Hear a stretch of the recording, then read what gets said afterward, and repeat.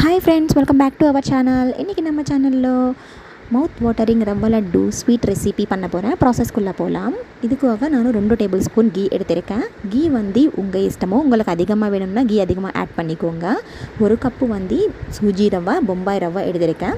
இது ஒயிட் ரவான்னு சொல்லுவாங்கள்ல, சூஜி ரவா, அது எடுத்திருக்கேன்.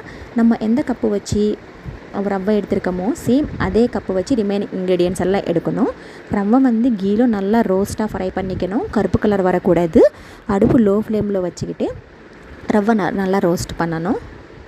ரவை நல்லா ரோஸ்ட் ஆனதுக்கப்புறமா ஒரு 1/2 கப்பு கிரேட்டட் கோகோனட் ஆட் பண்ணிக்கலாம்.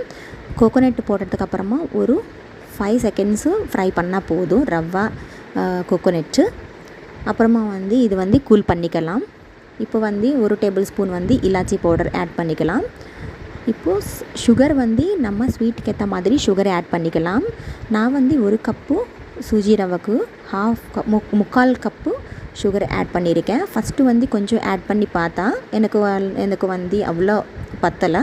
ஸோ 3/4 கப்பு சுகர் ஆட் பண்ணியிருக்கேன்.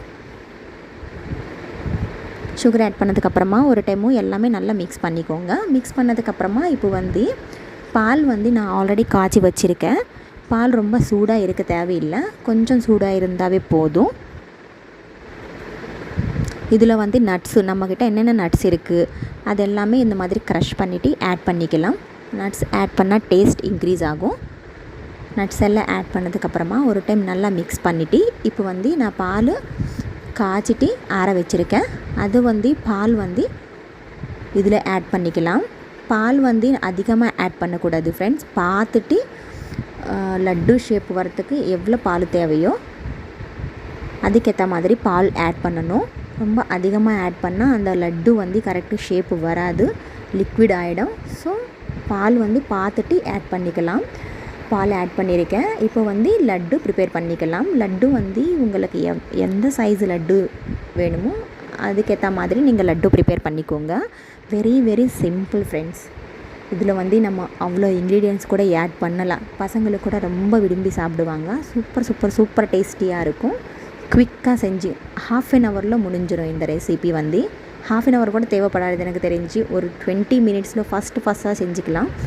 Very tasty and quick recipe friends. கண்டிப்பாக ட்ரை பண்ணி பாருங்கள். மறக்காமல் நம்ம சேனல்லையும் சப்ஸ்கிரைப் பண்ணிக்கோங்க. உங்கள் ரெசிபி எப்படி வந்துச்சுன்னு சொல்லிட்டு எனக்கு மறக்காமல் கமெண்ட் செக்ஷனில் ஷேர் பண்ணுங்கள்.